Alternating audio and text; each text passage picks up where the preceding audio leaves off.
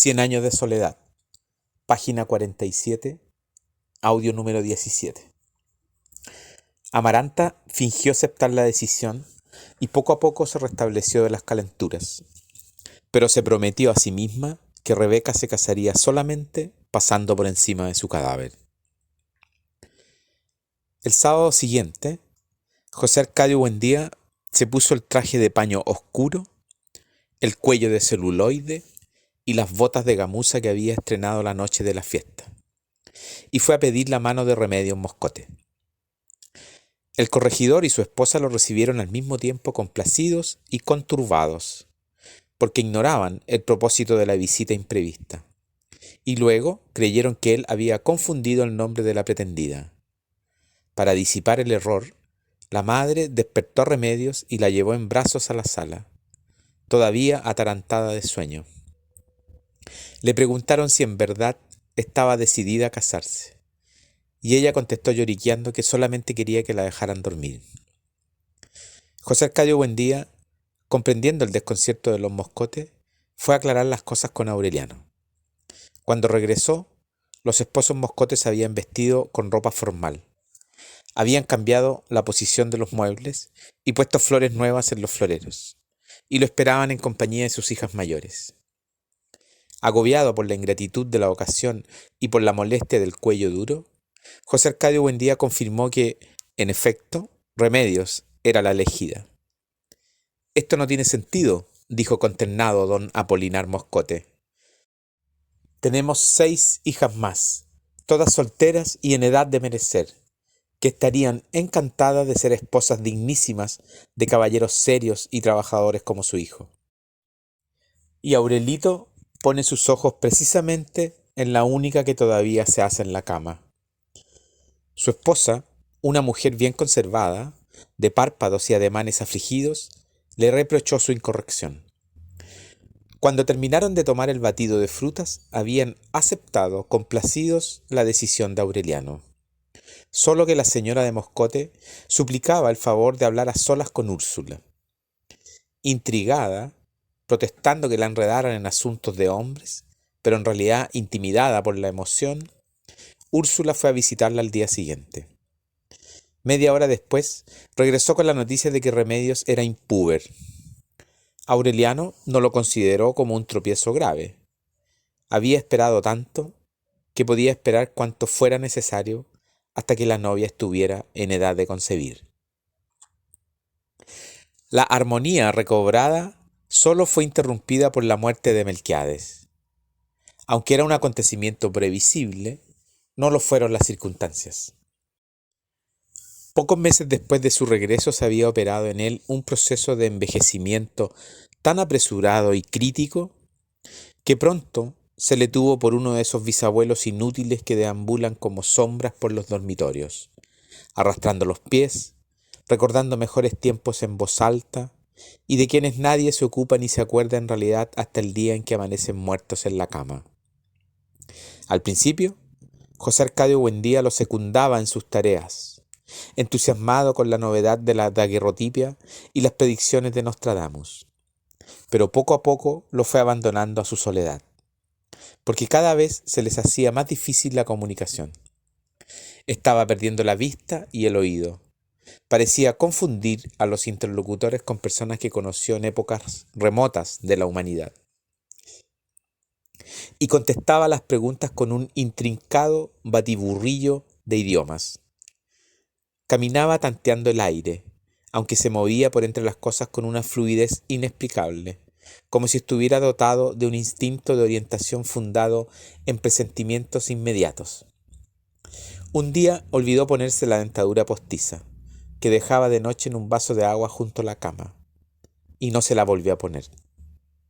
Cuando Úrsula dispuso la ampliación de la casa, le hizo construir un cuarto especial contiguo al taller de Aureliano, lejos de los ruidos y el trajín domésticos, con una ventana inundada de luz y un estante donde ella misma ordenó los libros casi deshechos por el polvo y las polillas. Los quebradizos papeles apretados de signos indescifrables y el vaso con la dentadura postiza donde habían prendido unas plantitas acuáticas de minúsculas flores amarillas. El nuevo lugar pareció agradar a Melquiades, porque no volvió a vérsele ni siquiera en el comedor. Solo iba al taller de Aureliano, donde pasaba horas y horas garabateando su literatura enigmática en los pergaminos que llevó consigo y que parecían fabricados en una materia árida que se resquebrajaba como hojaldres.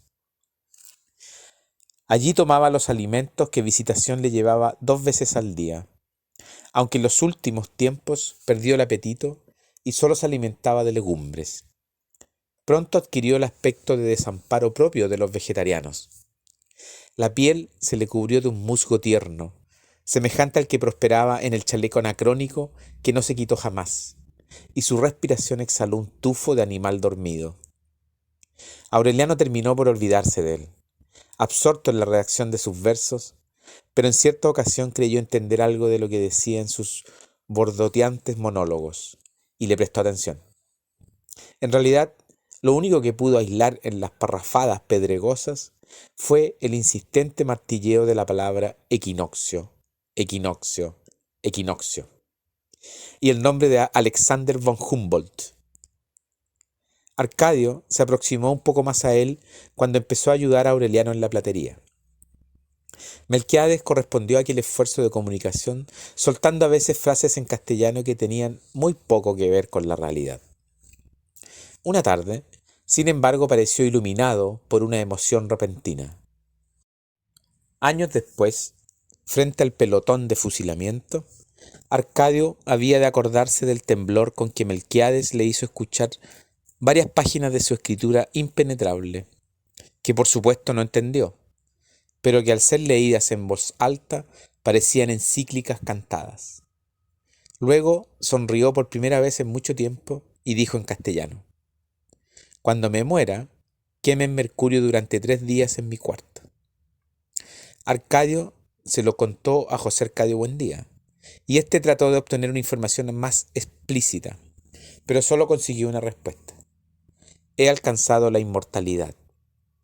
Cuando la respiración de Melquiades empezó a oler, Arcadio lo llevó a bañarse al río los jueves en la mañana. Pareció mejorar.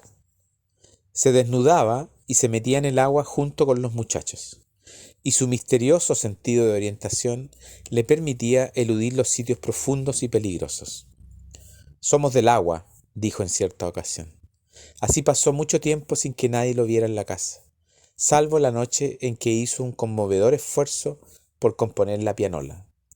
Y cuando iba al río con Arcadio, llevando bajo el brazo la totuma y la bola de jabón decorosos envueltos en una toalla. Un jueves, antes de que lo llamaran para ir al río, Aureliano le oyó decir: «He muerto de fiebre en los médanos de Singapur». Ese día se metió en el agua por un mal camino y no lo encontraron hasta la mañana siguiente, varios kilómetros más abajo, varados en un recodo luminoso y con un gallinazo solitario parado en el vientre.